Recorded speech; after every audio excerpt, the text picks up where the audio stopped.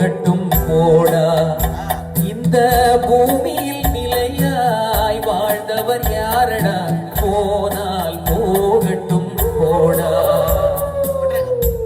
சங்கு ஊதியது நாகு. அடுத்த வரி வந்தது தெரியும் அடுத்தது இரவல் தந்தவன் கேட்கின்றான். இரவல் தந்தவன் கேட்கின்றான்னா இந்த உடம்பு வந்து ஓசி உடம்பு. நாம என்ன நினைக்கிறோம், இட் பிலாங்ஸ் டு அஸ் இல்லையா? இல்ல இல்ல இல்ல, 75 வயசுல தெரிஞ்சு பேரும் ஓனர் வேற ஆளுன்னு. ஏன்னா நீங்க சொன்னது எதுவுமே அந்த உடம்பு கேட்காது.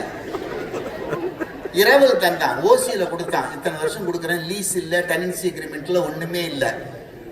அது எந்த அக்ரிமெண்ட் இல்லாம ஃப்ரீயா கொடுக்குறான்.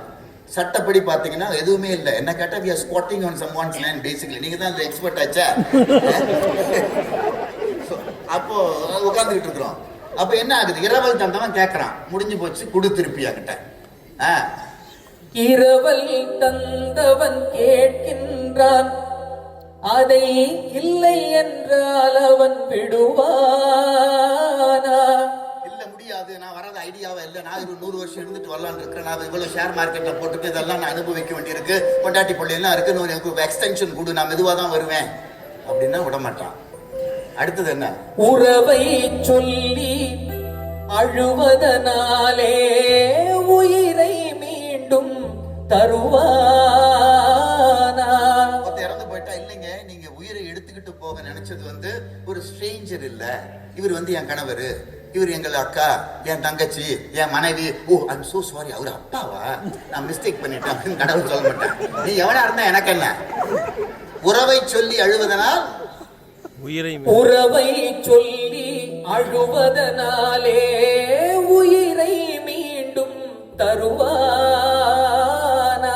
சரி நீ கத்தி அழுவுற, ஓன்னு கத்துற, கூக்குரல் இட்டு கத்துற, கூக்குரலாலே கிடைக்காது, கத்துனா திருப்பி கொடுக்க மாட்டானா?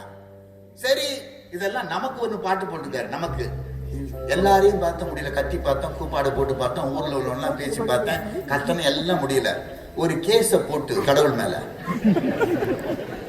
அவரு தான் வந்து டிஃபெண்டன்ட், நாம பிளேன்டிஃப் போட்டு, இந்த மாதிரி இத்தனை வருஷம் என் கூட இருந்த என்னுடைய கணவனோ மனைவியோ இந்த உறவெல்லாம் இருந்தவர் வந்து சொல்லாம கொல்லாம நோட்டீஸ் கொடுக்காம கடவுள் வந்து ஆளை கலாப்பிட்டான், அவனை எனக்கு திருப்பி கொடு, அதுக்கு இவ்வளவு compensation, general damages, specific damages போட்டு அடிச்சு ஒரு பெட்டிஷனை போட்டு கோர்ட்ல தாக்கல் பண்ணா, இது கோர்ட்டுக்கு போனால் ஜெயிக்காது,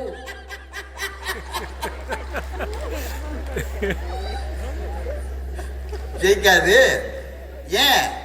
அந்த கோட்டையில் நுழைந்தால் திரும்பாது, அதனால போனால் போகட்டும் போடா. என்ன முருகா, என்ன முருகா, என்ன முருகா பாட்டு தாங்க முடியல.